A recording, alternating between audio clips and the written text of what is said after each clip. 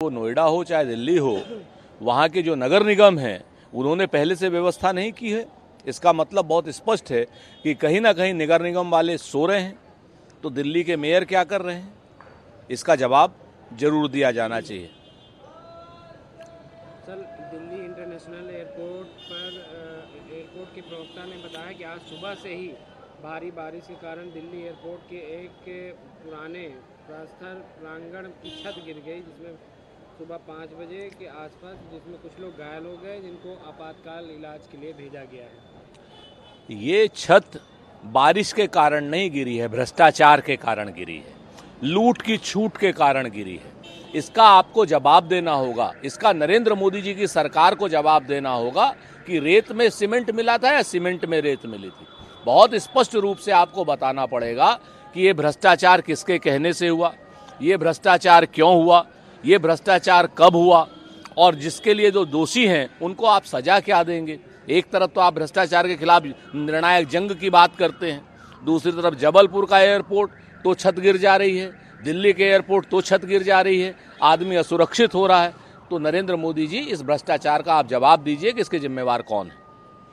कांग्रेस ने स्पीकर ओम बिरला की आलोचना की क्योंकि उन्होंने कथित तौर पर शशि थरूर द्वारा लोकसभा में जय संविधान का नारा लगाए जाने पर आपत्ति जताई थी। ओम बिरला जी को स्पष्ट रूप से बताना चाहिए कि वो संविधान की जय चाहते हैं या संगोल की जय चाहते हैं। देश तो संविधान से चलेगा ओम बिरला जी, आप रहें या ना रहें।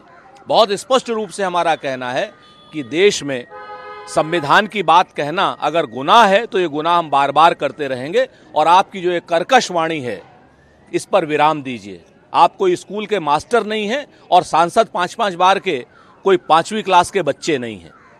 आपको अपनी वाणी पर भी संयम रखना चाहिए। और संविधान की जय तो हम लाखों बार बोलेंगे, असंख्य बार बोलेंगे, और संविधान की जय ओम बिरला जी हम आपसे भी बुलवाएंगे। सर, राहुल गांधी जी ने स्पीकर से राजनीतिक है। देखिए, बहुत स्पष्ट रूप से राजनीति कर रहे हैं। और संवैधानिक पद जो स्पीकर का पद होता है वो कहीं ना कहीं इन्होंने राजनीति से प्रेरित पद बना दिया है। आज की डेट में आपने निंदा का प्रस्ताव की बात करी, तो कल निंदा नरेंद्र मोदी जी की भी होगी, इसी सदन में होगी, और स्पीकर ही करेंगे। तब आप क्या करेंगे?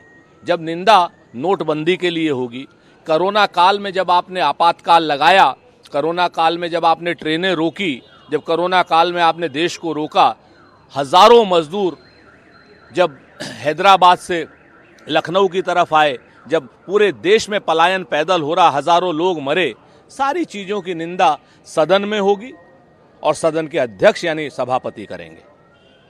सर, विपक्ष संसद में नीट मुद्दा उठाने की तैयारी कर रहा है। पूरा देश नीट का मुद्दा उठा रहा है, खाली प्रतिपक्ष ही क्यों।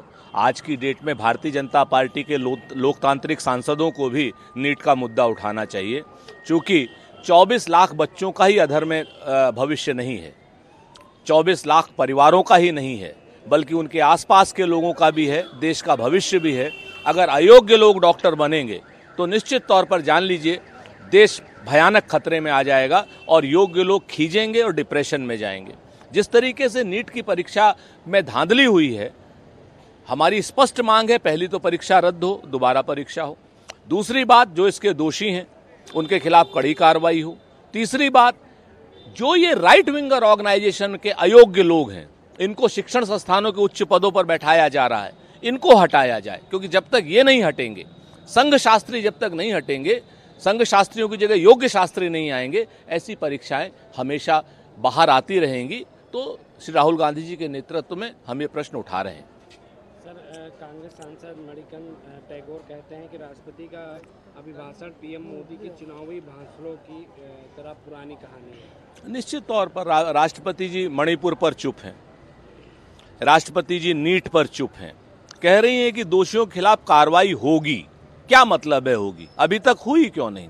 राष्ट्रपति जी बेरोजगारी पर चुप हैं, राष्ट्रपति जी के अभिभाषण में अग्निवीर समस्या का कोई समाधान नहीं है, राष्ट्रपति जी के अभिभाषण में 29 लाख जो खाली पद पड़े हैं उसका कोई बात नहीं है।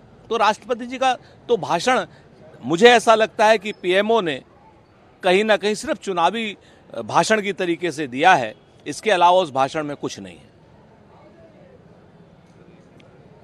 यूजी पेपर लीक के मामले में पहली गिरफ्तारी की है। पहली गिरफ्तारी करें या आखिरी गिरफ्तारी करें, दोषियों को कठोर से कठोर धाराओं में कार्रवाई हो। मेरा स्पष्ट मानना है कि सीबीआई में इस बात को तो क्रैक कर सकती है वो कि इसमें क्या आपराधिक षड्यंत्र हैं, लेकिन इस बात का जवाब कौन देगा कि अयोग्य लोग बड़े बड़े पदों पर, योग्य पदों पर बैठे हैं।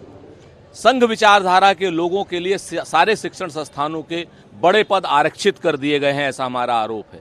उसको लेकर के कौन बात करेगा, इस बात का मूल प्रश्न है। सर, सपा सांसद आर.के. चौधरी कहते हैं कि हमने सेंगोल को हटाने के लिए पत्र लिखा, अब आगे हमारे नेता और इंडिया गठबंधन तय करेगी आगे क्या करना है। ये आर.के. चौधरी जी से जरूर पूछा जाना चाहिए और स्पष्ट रूप से देश की सदन में, लोकतंत्र के मंदिर में जितने भी प्रतीक चिन्ह हों वो लोकतंत्र से जुड़े हुए हों तो ज़्यादा बेहतर होगा। लोकतांत्रिक प्रतीक चिन्हों से कहीं ना कहीं संविधान भी मजबूत होता है, लोकतंत्र भी मजबूत होता है, लोकतंत्र के मंदिर में भी आस्था ज़्यादा होती है। लोकतंत्र के प्रतीक चिन्हों का ज़्यादा से ज़्यादा लोकसभा में इस्तेमाल होना चाहिए।